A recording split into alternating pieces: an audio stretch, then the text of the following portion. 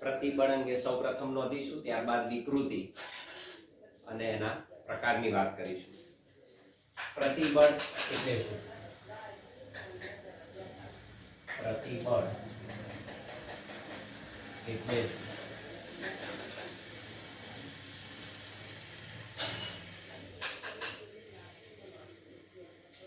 તેનો એકમ તથા પારિમાણિક સૂત્ર જણાવો. તેનો એકમ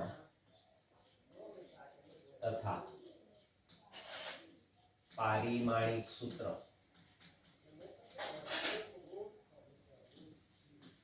જણાવો.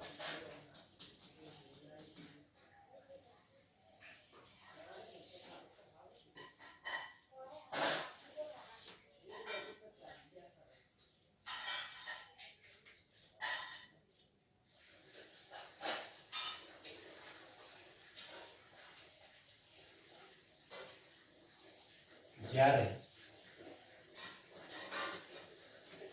કોઈ પદાર્થ પર એવી રીતે બળ લગાડવામાં આવે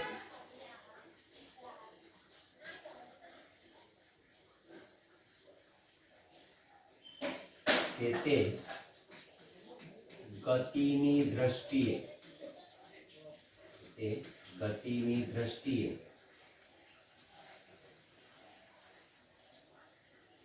સ્થાયી સંતુલન ઇક્વિલિબ્રિયમમાં હોય, સ્થાયી સંતુલનમાં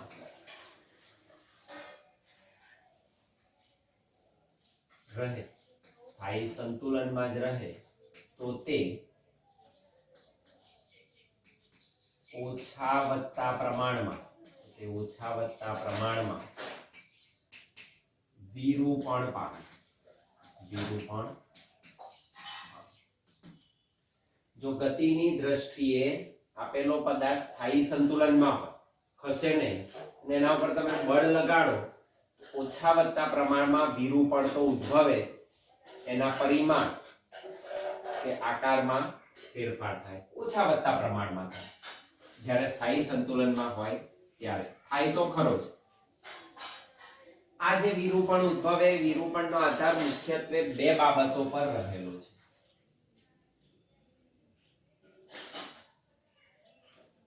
વિરૂપણનો આધાર મુખ્યત્વે બે બાબતો પર રહેલો છે.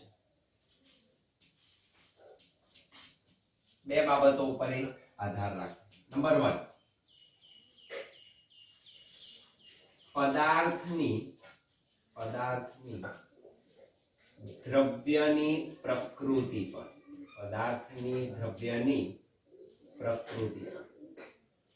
અને નંબર 2, વિરૂપક બળના મૂલ્ય પર.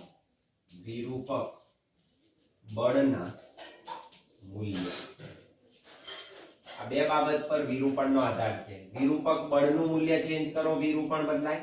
અને તમે કયું દ્રવ્ય પસંદ કર્યો છે, એ દ્રવ્યની જે પ્રકૃતિ હોય એના અનુસાર એની અંદર વિરૂપણ ઉદ્ભવે. ઘણા દ્રવ્યોમાં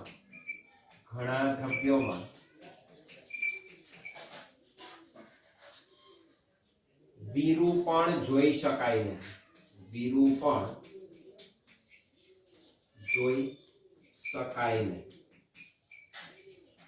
તમને ખ્યાલ ના આવે કે એમાં વિરૂપણ ઉદ્ભવ્યું છે કે નથી ઉદ્ભવ્યું, પણ વિરૂપણ તો થાય જ.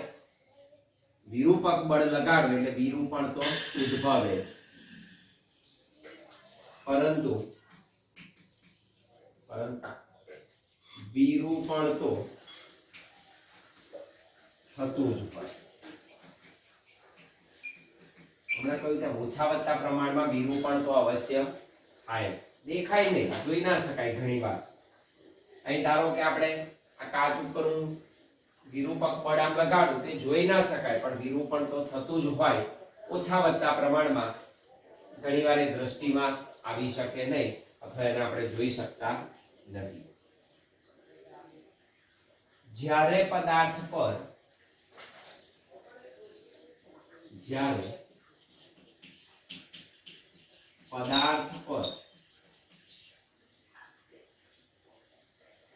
વિરૂપક બળ લાગે, જ્યારે પદાર્થ પર વિરૂપક બળ લાગે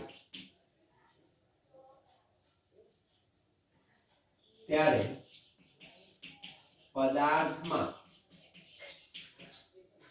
એનો વિરોધ કરતું, એની વિરુદ્ધ દિશામાં શું થાય? પુનઃ સ્થાપક બળ ઉદ્ભવે, જે પદાર્થને પોતાની મૂળ સ્થિતિમાં પરત લાવવાની કોશિશ કરે, ત્યારે પદાર્થમાં પુનઃ સ્થાપક બળ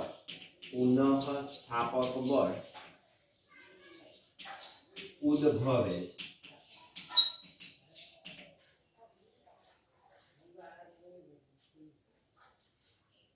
જેનું મૂલ્ય લાગુ પાડે બળ જેટલું હોય, એટલે એક્સટર્નલ ફોર્સ લગાડો એના જેટલું જ પુનઃસ્થાપક બળ શું થાય? અંદર ઉદ્ભવે, પરંતુ એની દિશા વિરુદ્ધ હોય, પરંતુ તેની વિરુદ્ધ દિશામાં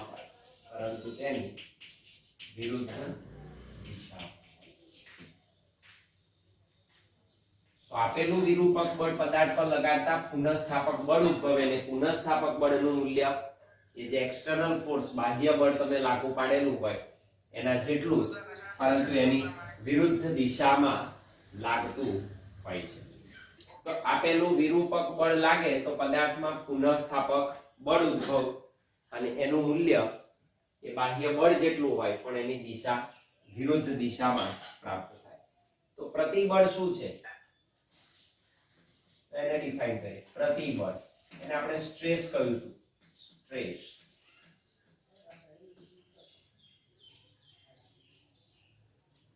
તો એકમ આડછેદના ક્ષેત્રફળ દીઠ જે પુનઃસ્થાપક બળ ઉદ્ભવે એને એનું પ્રતિબળ કહે છે. એકમ ક્ષેત્રફળ દીઠ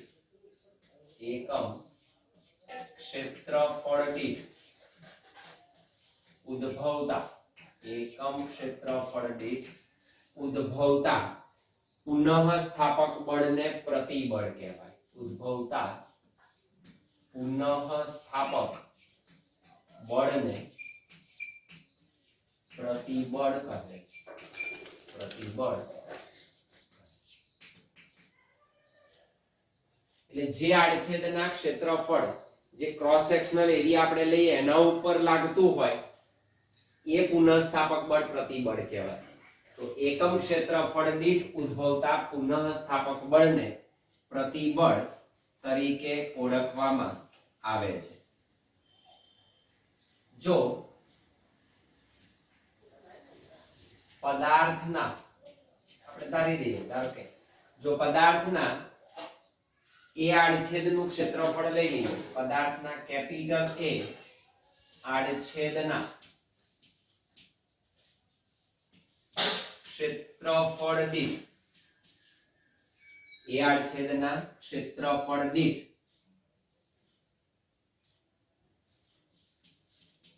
લાગુ પાડેલ બળ, એકમ આડછેદના ક્ષેત્રફળ દીઠ લાગુ પાડેલ બળ કેપિટલ F હોય, તો ઉદ્ભવતું પ્રતિબળ અથવા પ્રતિબળનું મૂલ્ય હોય તો પ્રતિબળનું માન એનું મૂલ્ય વ્યાખ્યા શું લખાય? તો કે પ્રતિબળ બરાબર પુનઃસ્થાપક બળ ભાગ્યા એકમ એટલે છેદમાં આવે તો ક્ષેત્રફળ છેદમાં આવશે, પુનઃસ્થાપક બળ લાગતું પુનઃસ્થાપક બળ ડિવાઇડેડ બાય આડછેદનું ક્ષેત્રફળ.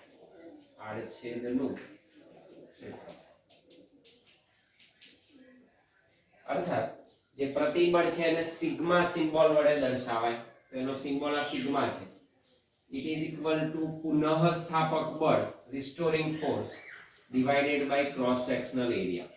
તો સિગ્મા બરાબર F અપોન E. દબાણ જેવું જ સૂત્ર છે પણ થોડોક ફેર છે. આમાં પુનઃસ્થાપક બળ આવે તો સિગ્મા બરાબર F અપોન E પુનઃસ્થાપક બળ ભાગ્યા ક્ષેત્રફળ. That is number 1. સિગ્મા બરાબર F અપોન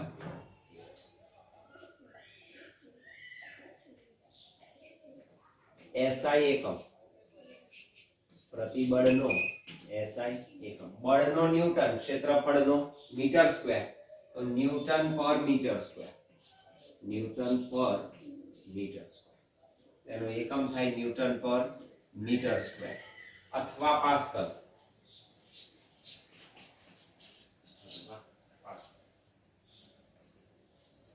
પારિમાણિક સૂત્ર દબાણનું જ મળે. પારિમાણિક સૂત્ર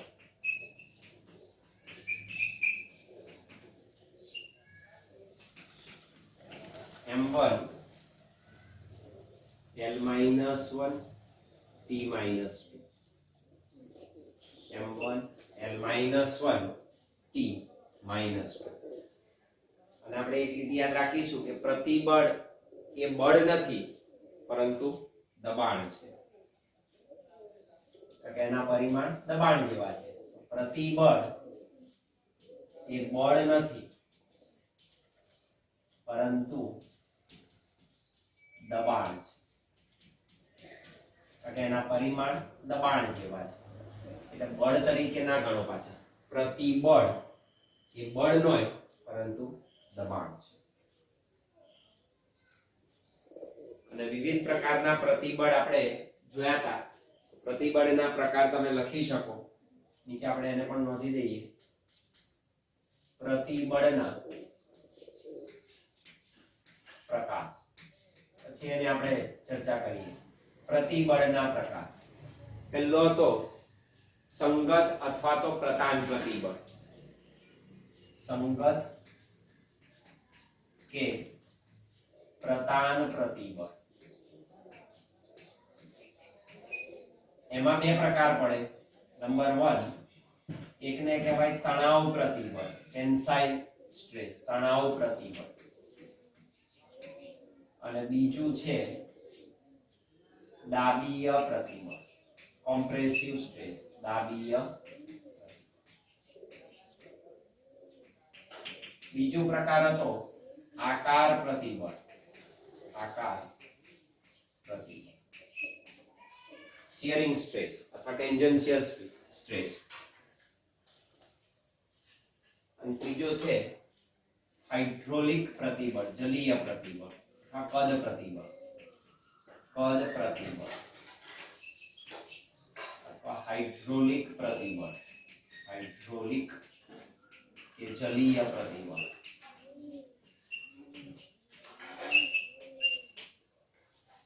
ત્રણ પ્રકારના પ્રતિબળ મળે. આ પ્રતિબળના પ્રકાર છે. સંગત કે પ્રતાન પ્રતિબળ ની સમજૂતી આપો.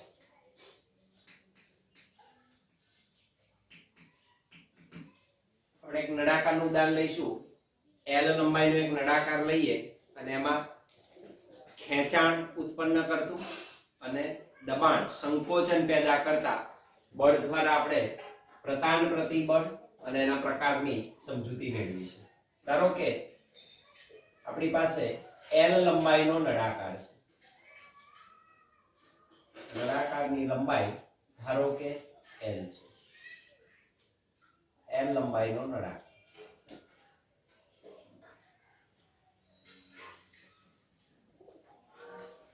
આપેલા નળાકારની લંબાઈ L છે.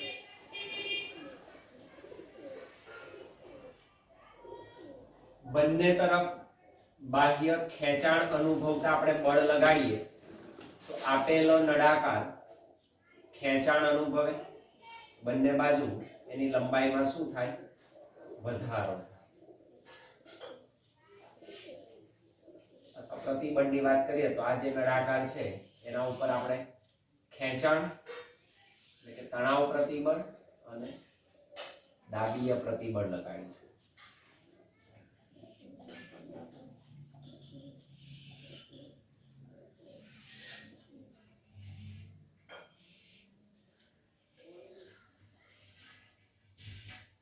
ધારો કે L લંબાઈના નળાકાર ઉપર અહીંથી આપેલા આડછેદના ક્ષેત્રફળ, આ જે આડછેદનું ક્ષેત્રફળ છે આજે એના ઉપર હું આ દિશામાં બાહ્ય બળ લગાડું છું F. એ જ રીતે આ આડછેદના ક્ષેત્રફળ ઉપર હું આ દિશામાં બળ લગાડું છું. તો જેવું આ બળ લગાડી આપણે તો આપેલો નળાકારમાં તણાવ ઉત્પન્ન થાય. હવે એની વિરુદ્ધ દિશામાં અંદર તરફ આ જે આડછેદનું ક્ષેત્રફળ છે એના ઉપર જ માનો કે અંદરની તરફ આ જે આડછેદ છે એની પાછળનો એના ઉપર અહીંયા આગળ પુનઃ સ્થાપક બળ ઉત્પન્ન, આ રિસ્ટોરિંગ ફોર્સ અહીં ઉત્પન્ન. એ જ રીતે આની પાછળનું જે આડછેદનું ક્ષેત્રફળ હોય એના ઉપર આ દિશામાં રિસ્ટોરિંગ ફોર્સ ઉત્પન્ન, એનું FR કહી દે, રિસ્ટોરિંગ ફોર્સ. રિસ્ટોરિંગ ફોર્સ આ નહીં, આ મહત્વનું. તો આ જ્યારે તમે બાહ્ય બળ લગાડો તો આ જેવું ખેંચાણ અનુભવે આડછેદનું ક્ષેત્રફળ એની વિરુદ્ધ દિશામાં એનું પુનઃ સ્થાપન કરતું બળ શું થાય? ઉદ્ભવે છે. That is called restoring force, પુનઃ સ્થાપક બળ. સેમ વે જો તમે આપેલા આડછેદના ક્ષેત્રફળ ઉપર દાબીય બળ લગાડો, સંકોચન ઉત્પન્ન કરે એવું બળ લગાડો બહારથી આ દિશામાં F, તો એના જે આડછેદનું ક્ષેત્રફળ છે એના પાછળનું એ શું કરશે? એ બાહ્ય તરફ પોતાની મૂળ સ્થિતિમાં પરત આવવાની કોશિશ કરે એટલે આ દિશામાં એ પુનઃ સ્થાપક બળ લગાડે. તો એ આ દિશામાં પુનઃ સ્થાપક બળ લગાડશે, આ દિશામાં પુનઃ સ્થાપક બળ લાગે FR, રિસ્ટોરિંગ ફોર્સ.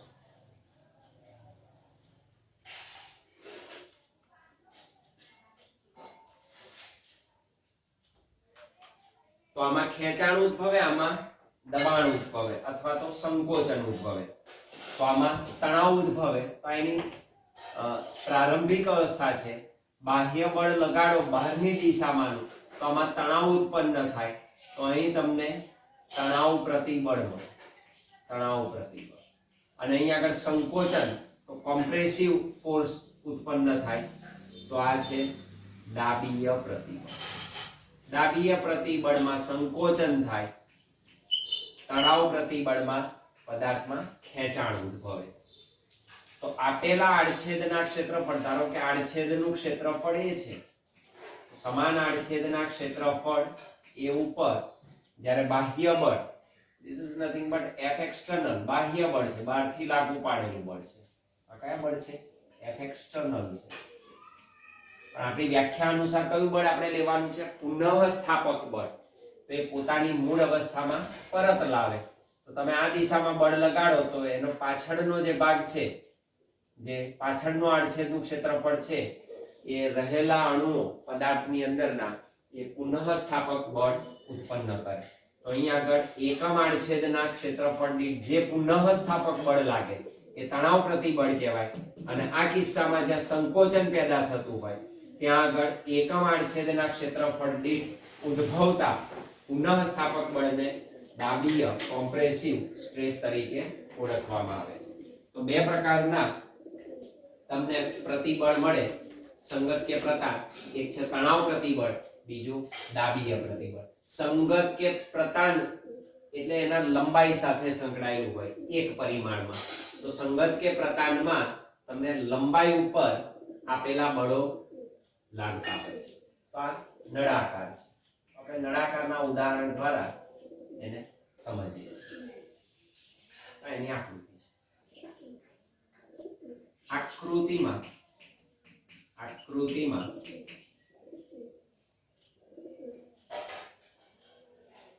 નળાકારને તેના આડછેદને લંબરૂપે, તેના આડછેદને લંબરૂપે બે સમાન બળો લાગુ પાડી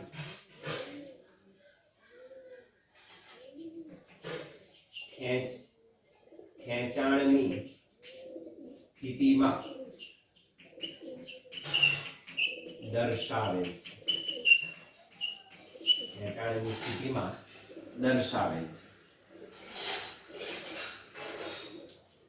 આકૃતિમાં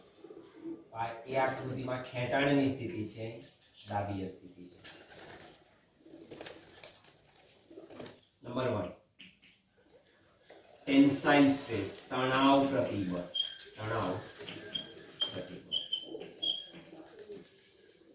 ટેન્સાઇલ સ્ટ્રેસ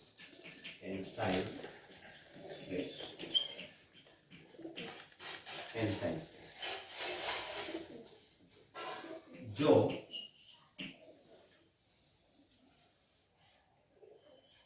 પદાર્થને લાગુ પાડે બળોની અસર હેઠળ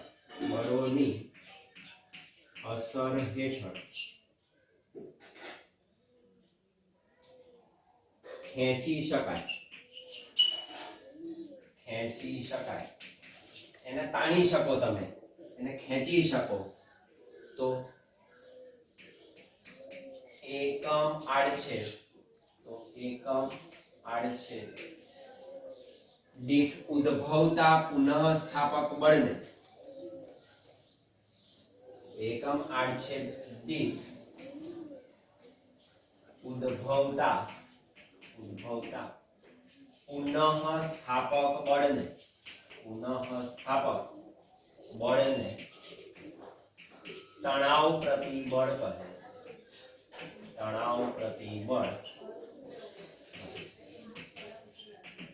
એને ટેન્સાઇલ સ્ટ્રેસ તરીકે ઓળખવામાં આવે છે.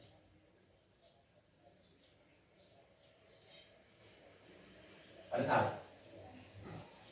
Sigma is equal to F upon આ પુનઃસ્થાપક બળ છે, restoring force. So this is equal to FR લખી શકો તમે, રિસ્ટોરિંગ ફોર્સ. આ એક પ્રકારનું તણાવ પ્રતિબળ છે. અને બીજું છે, બીજી આકૃતિમાં આપણે દર્શાવેલું છે, એ છે દાબીય પ્રતિબળ. તો number 2 દાબીય પ્રતિબળ. This called compressive stress.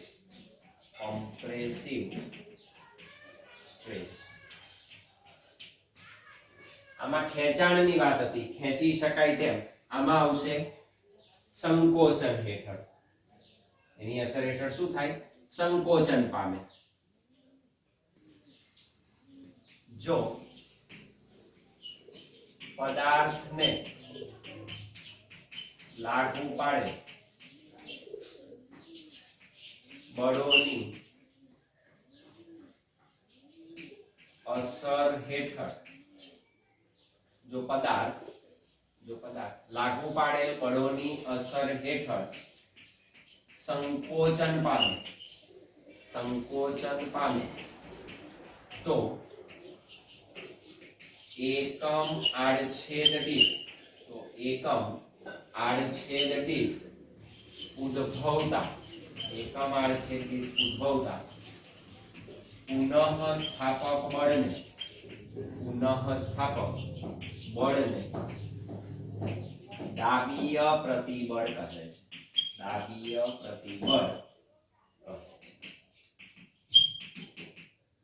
છે. સૂત્ર સરખું જ આવે, સિગ્મા બરાબર FR અપોન પુનઃસ્થાપક બળ ભાગ્યા ક્ષેત્રફળ. પણ આ તણાવ પ્રતિબળ છે, ટેન્સાઇલ સ્ટ્રેસ છે, આ છે કોમ્પ્રેસિવ સ્ટ્રેસ. અહીં તમે લખી શકો, it is tensile stress, it is compressive stress.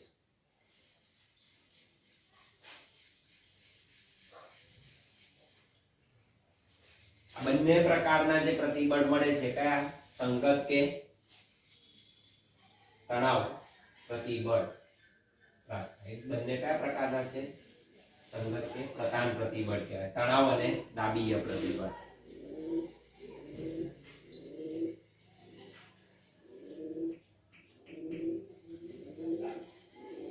તણાવ પ્રતિબળ અને દાબીય પ્રતિબળ ને સંગત કે પ્રતાન પ્રતિબળ એના જ પ્રકાર છે. સંગત કે પ્રતાન પ્રતિબળ તરીકે એને આપણે ઓળખી શકીએ. પ્રતિબળ પછી બીજું છે વિકૃતિ. વિકૃતિ કોને કહેવાય?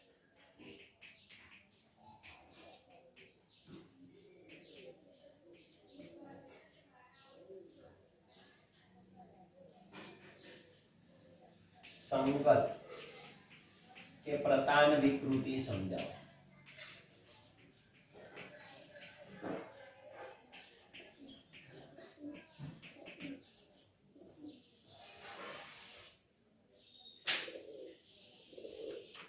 વિકૃતિ એટલે સ્ટ્રેન્થ અને વિકૃતિનો અર્થ થાય આપેલા પદાર્થના પરિમાણમાં થતો આંશિક ફેરફાર. તો પદાર્થના પરિમાણમાં આંશિક ફેરફાર, આ શબ્દ તમે પ્રકરણ 2 માં સાંભળેલો છે. આંશિક ત્રુટિ તરીકે. તો આંશિક ફેરફાર એટલે આપેલા પદાર્થના પરિમાણમાં થતો ફેરફાર ભાગ્યા મૂળ. તો મૂળ પરિમાણ અને પરિમાણનો ફેરફાર, એ જે ગુણોત્તર છે એ આંશિક એટલે અંશમાં શું આવે? પરિમાણમાં થતો ફેરફાર ડિવાઇડેડ બાય મૂળ પરિમાણ નો ગુણોત્તર એ તમને વિકૃતિ દર્શાવે. વિકૃતિ એટલે પરિમાણનો આંશિક ફેરફાર. ઘન પદાર્થ પર બાહ્ય બળ લગાડતા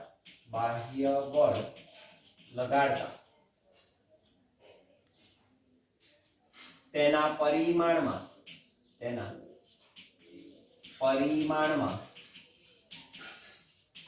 ત્રણ રીતે ફેરફાર શક્ય બને. તેના પરિમાણ ત્રણ રીતે બદલાય. કાં તો લંબાઈ બદલાય, કાં તો એનો આકાર બદલાય, કાં તો એનું કદ બદલાય. ત્રણ રીતે પરિમાણ ચેન્જ કરી શકાય. ધેટ ઇઝ નંબર 1 લંબાઈ. તો ત્રણ રીતે ફેરફાર શક્ય બને. એક લંબાઈમાં ફેરફાર શક્ય બને. નંબર 2 બીજો કદમાં ફેરફાર શક્ય બને. અને નંબર 3 ત્રીજો આકારમાં ફેરફાર શક્ય બને. તો કોઈ ઘન પદાર્થ પર તમે બાહ્ય બળ લગાડો તો કાં તો લંબાઈ ચેન્જ થાય, કાં તો કદ બદલાય, કાં તો એના આકારમાં ફેરફાર થાય છે. એના ઉપરથી આપણે વિકૃતિ સ્ટ્રેન ને ડિફાઇન કરી શકીએ. વિકૃતિ અંગ્રેજીમાં એને સ્ટ્રેન કહે છે. સ્ટ્રેન.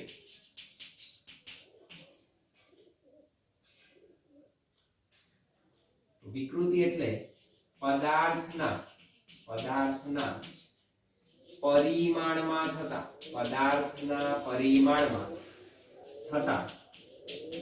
આંશિક ફેરફારને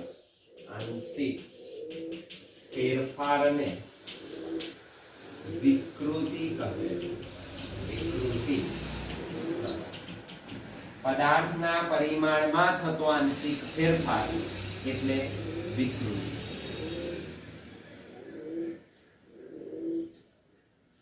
વિકૃતિના જુદા જુદા પ્રકાર છે. એમાંથી આપણે સંગત વિકૃતિને ધ્યાનમાં લઈશું. નીચેના પ્રકાર લખી દઈએ. વિકૃતિના પ્રકાર. જેમ પ્રતિબળના પ્રકાર હતા એ જ રીતે વિકૃતિના પણ 3 પ્રકાર મળે. નંબર 1 સંગત કે પ્રતાન વિકૃતિ. નંબર 2 આકાર વિકૃતિ અને નંબર 3 કદ વિકૃતિ. આપણે વાત કરીશું અત્યારે સંગત કે પ્રતાન વિકૃતિ જે લંબાઈના ફેરફાર સાથે સંકળાયેલી છે. સંગત કે પ્રતાન વિકૃતિ.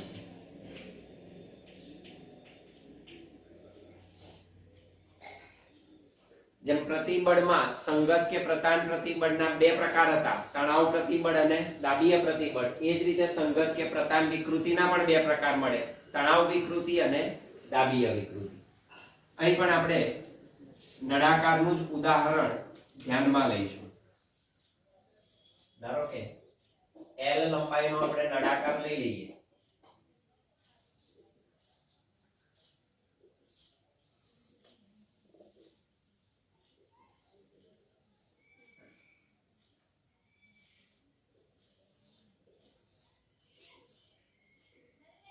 L લંબાઈના નળાકાર, એની મૂળ લંબાઈ L છે.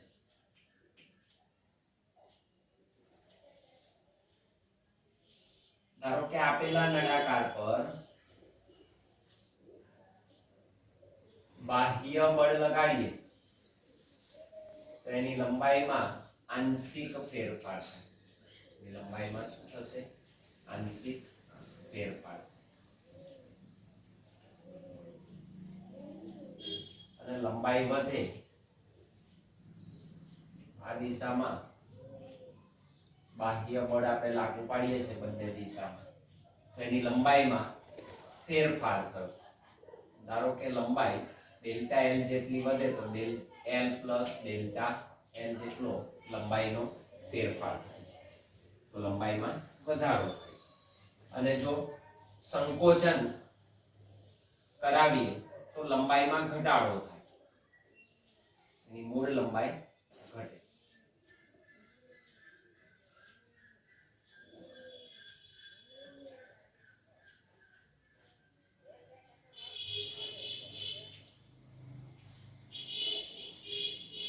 એની મૂળ લંબાઈ શું થશે? આમાં ઘટશે. બહુ મોટો ફેરફાર ના થાય, આપણે મેગ્નિફાઈ કરીને અહીં દર્શાવીએ છીએ, ફેરફાર મોટો લાગે પણ એની લંબાઈમાં અહીં શું થયો? ઘટાડો થયો. એની મૂળ લંબાઈમાં ઘટાડો થાય. L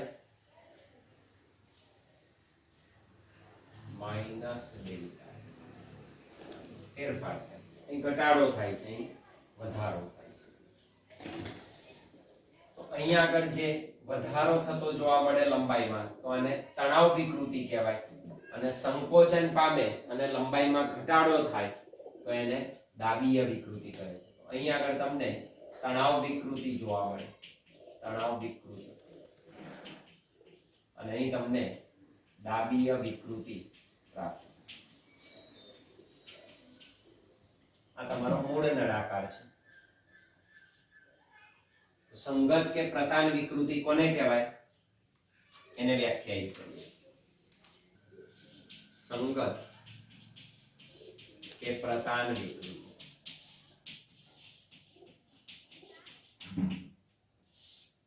સંગત કે પ્રતાન વિકૃતિ.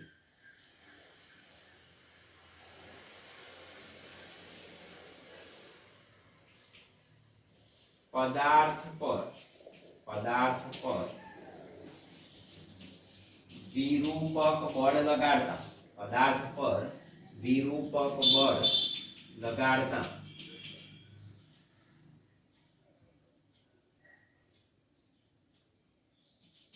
તેની લંબાઈમાં થતા આંશિક ફેરફારને સંગત કે પ્રતાન વિકૃતિ કહે છે. સંગત કે પ્રતાન વિકૃતિ કહે છે. લંબાઈમાં થતો આંશિક ફેરફાર એટલે લંબાઈનો ફેરફાર ભાગ્યા મૂળ લંબાઈનો ગુણોત્તર, તો એને સંગત કે પ્રતાન વિકૃતિ તરીકે ઓળખવામાં આવે છે. પદાર્થ પર વિરૂપક બળ લગાડતા પદાર્થની લંબાઈમાં થતા ફેરફાર અને પદાર્થની મૂળ લંબાઈ ના ગુણોત્તરને સંગત કે પ્રતાન વિકૃતિ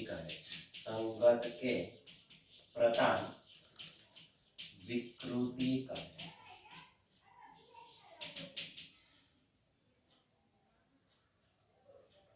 જો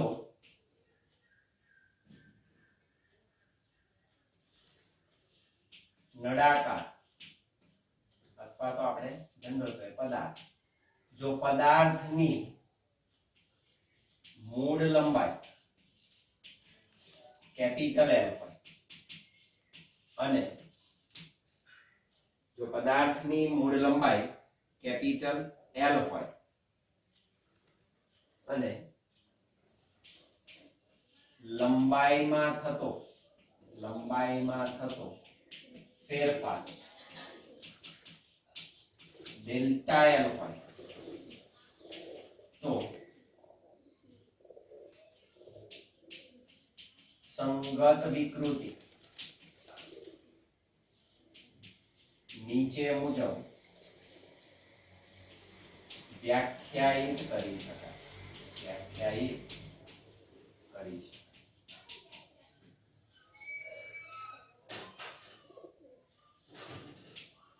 સંગત વિકૃતિ બરાબર પદાર્થની લંબાઈમાં થતો ફેરફાર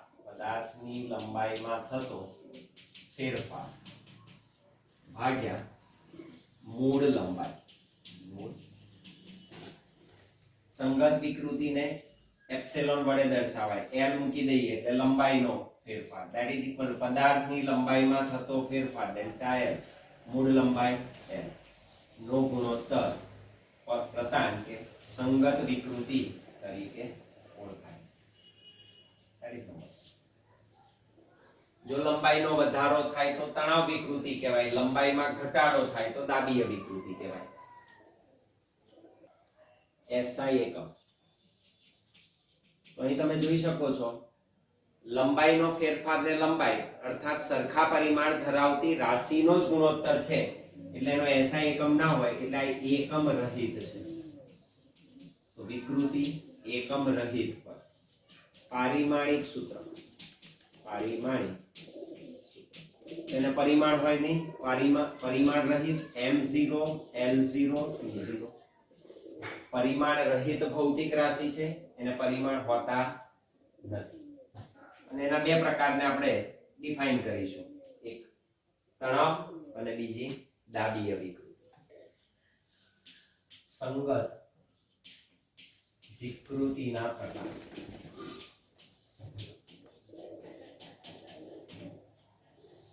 બે પ્રકાર. નંબર 1 એક છે તણાવ વિકૃતિ, that is called tensile strain. And number 2 દાબીય વિકૃતિ, that is compressive strain.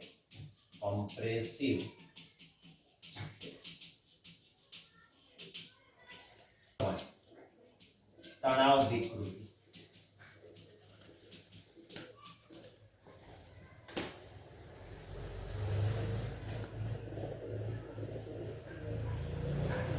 જો પદાર્થ પર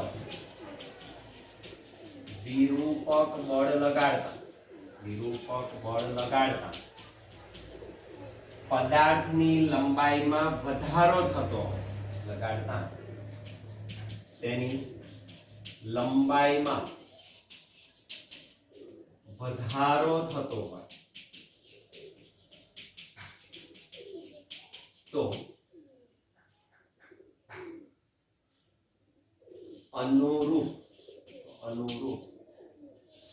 સંગત વિકૃતિને તણાવ વિકૃતિ કહે છે. તણાવ વિકૃતિ કહે છે. તણાવ વિકૃતિ એના બદલે લંબાઈમાં ઘટાડો થતો હોય તો એ દાબીય વિકૃતિ તરીકે ઓળખાય છે. તો ખાલી એક જ શબ્દ બદલવાનો છે. અહીં લંબાઈમાં વધારો છે એના બદલે આપણે ઘટાડો. નંબર 2 દાબીય વિકૃતિ. દાબીય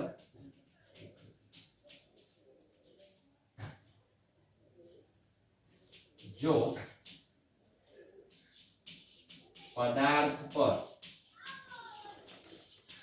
વિરૂપક બળ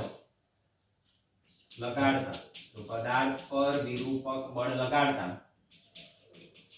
તેની લંબાઈમાં ઘટાડો થતો હોય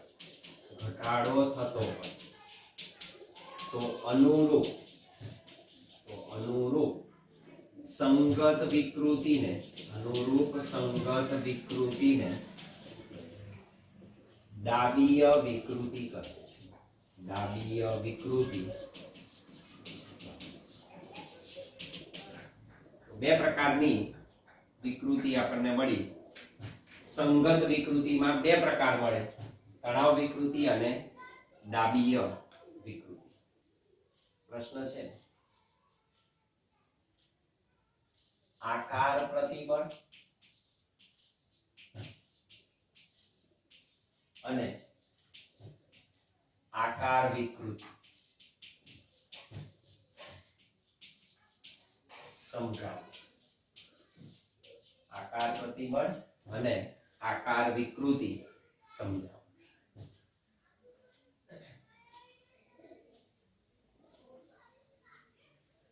એમાં નળાકારનું ઉદાહરણ આપણે લઈશું. ધારો કે આપણે એક નળાકાર વિચારી લઈએ. સપાટી, સમતલ સપાટી. એના ઉપર L લંબાઈનો નળાકાર આપણે ગોઠવેલો છે.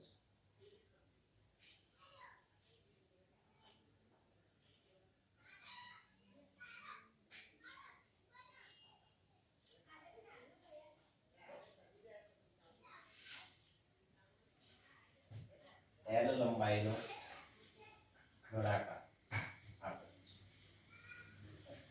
તો આની લંબાઈ કેટલી છે? L છે.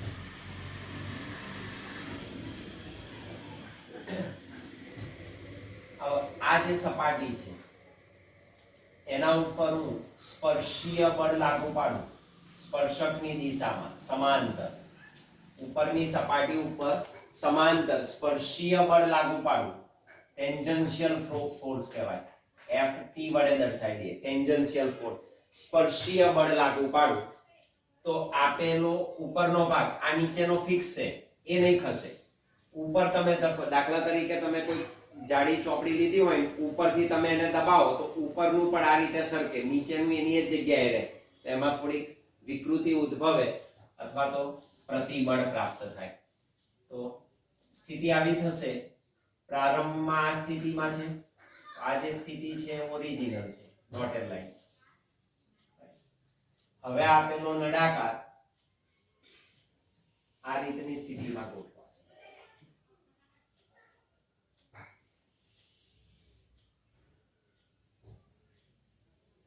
નીચેનો છેડો એનો કેવો છે? ફિક્સ છે. આ ફિક્સ છે. ઉપરના ઉપર સ્પર્શીય પ્રતિબળ લાગ્યું તો આટલું એનું સ્થળાંતર થયું. આટલું શું થયું? એનું સ્થળાંતર થયું. ધારો કે ડેલ્ટા એક્સ જેટલું સ્થળાંતર થાય. ડેલ્ટા એક્સ જેટલું સ્થળાંતર થાય. અને આ લેન્થ L છે. આ છેડા ઉપર આપણે એને સ્પર્શીય પ્રતિબળ લાગ્યું. આટલો ફેર પડ્યો. ધારો કે એંગલ થીટા બને. એંગલ થીટા બને.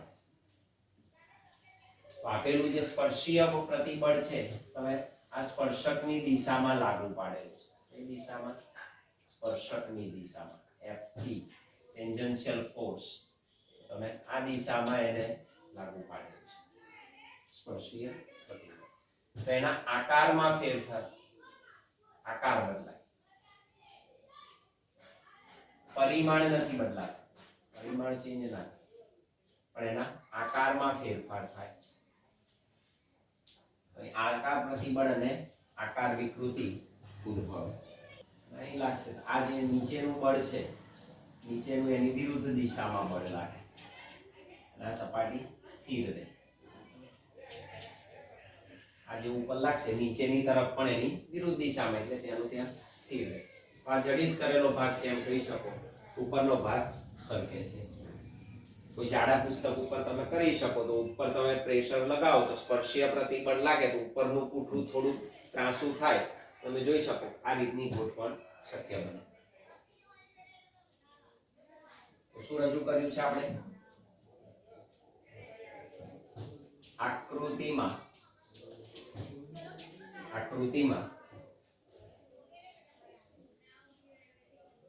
નળાકારના આડછેદને સમાંતર, નળાકારના આડછેદને સમાંતર, નળાકારના આડછેદને સમાંતર પરસ્પર વિરુદ્ધ દિશામાં, પરસ્પર વિરુદ્ધ દિશામાં એમ જોઈ શકો. કામ છે બીજું આ તરફ લાગે. પરસ્પર વિરુદ્ધ દિશામાં બે સમાન વિરૂપક બળો, બે સમાન વિરૂપક બળો સમાન મૂલ્યના પણ દિશા પરસ્પર વિરુદ્ધ છે. સમાન વિરૂપક બળો લગાડવામાં આવે ત્યારે, લગાડવામાં આવે ત્યારે આને આપણે લાગુ પાડીએ તો શું થાય? તમે જુઓ તો સ્થળાંતર થાય છે, આટલું સ્થાનાંતર થાય છે. ડેલ્ટા એક્સ જેટલું શું થાય છે? સૂક્ષ્મ. આ તો ઘણું બધું સૂક્ષ્મ હોય, અતિ સૂક્ષ્મ સ્થાનાંતર થાય. ત્યારે નળાકારની સામસામેની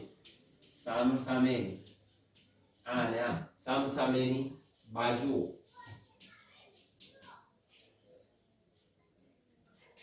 વચ્ચે સાપેક્ષ સ્થાનાંતર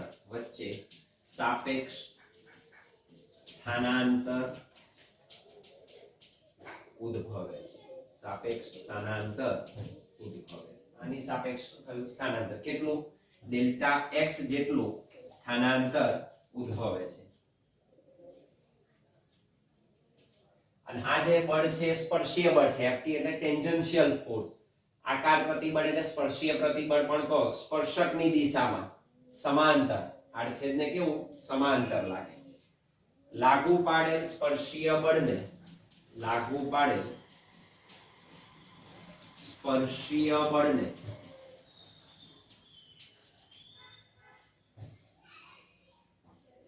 કારણે, સ્પર્શીય બળને કારણે એકમ આડછેદના ક્ષેત્રફળ દીઠ, આ જે સપાટી છે સપાટીને એકમ ક્ષેત્રફળ દીઠ, કારણે એકમ ક્ષેત્રફળ દીઠ ઉદ્ભવતા પુનઃસ્થાપક બળને શું કહેવાય? આકાર પ્રતિબળ અથવા સ્પર્શીય પ્રતિબળ કહે છે. પુનઃસ્થાપક બળને સ્પર્શીય અથવા તો આકાર પ્રતિબળ કહે છે. આકાર પ્રતિબળ. અહીં આપણને આકાર પ્રતિબળ પ્રાપ્ત થાય. આ સ્પર્શીય બળને કારણે જે સામસામેની સપાટીઓ છે તો એના વચ્ચેનું સાપેક્ષ સ્થાનાંતર કેટલું મળે છે? ડેલ્ટા એક્સ જેટલું મળે છે. લાગુ પાડે સ્પર્શીય બળને લીધે નળાકારની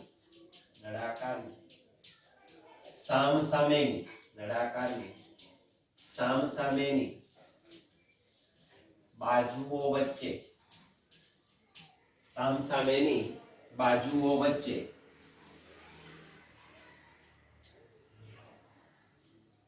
નું સાપેક્ષ સ્થાનાંતર બરાબર ડેલ્ટા એક્સ. ધારો કે સૂક્ષ્મ સ્થાનાંતર સમસામેની સપાટી અથવા બાજુઓ વચ્ચે કેટલું ઉદ્ભવે છે? ડેલ્ટા એક્સ ઉદ્ભવે છે. આકાર વિકૃતિ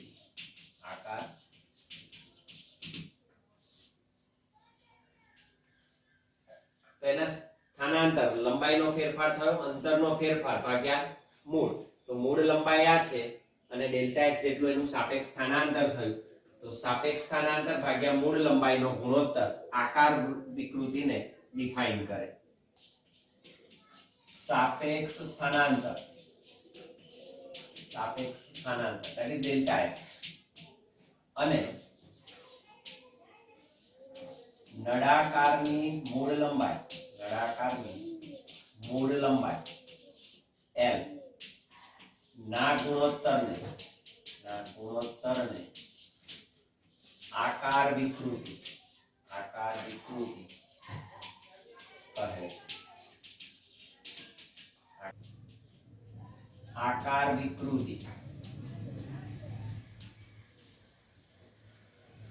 એપ્સિલોન થીટા ખૂણો બને. tan થીટા બરાબર સામેની બાજુ ભાગ્યા પાસેની બાજુ. પણ કહ્યું તેમાં સાપેક્ષ સ્થાનાંતર અતિ સૂક્ષ્મ હોય, એ દર્શાવ્યું છે એનાથી ઘણું સૂક્ષ્મ હોય તો ખૂણો પણ કેવો થાય? અતિ સૂક્ષ્મ.